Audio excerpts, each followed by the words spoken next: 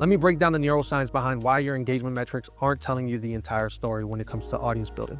So there are three systems that govern relationship or trust building inside of our brains: the amygdala, oxytocin, and dopamine.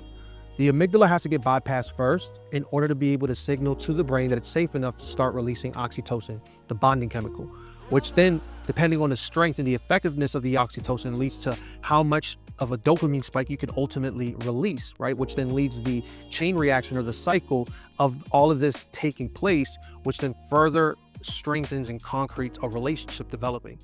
And so when we've been programmed as creators to focus on creating dopamine spiking content, and you know the truth of what's happening in our brains in order to develop a relationship, you then question who is bypassing the amygdala, and who, by bypassing the amygdala, is leading to the release of oxytocin.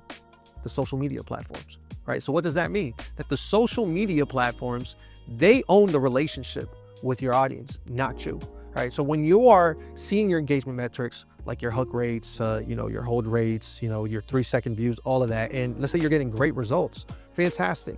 Those results really are just serving the platform more than you when it comes to building a connection with an audience that you're going to then monetize through direct to consumer sales, right? And so then you have to ask yourself, when you start understanding this, what are you doing with your content that is not necessarily designed for dopamine spiking, but it's designed for amygdala bypassing and oxytocin releasing? When you start focusing on that, now we're talking about giving yourself a legitimate chance to be able to produce the relationship that you need with an audience in order to convert them to customers at one point in the relationship that they have with you and your brand.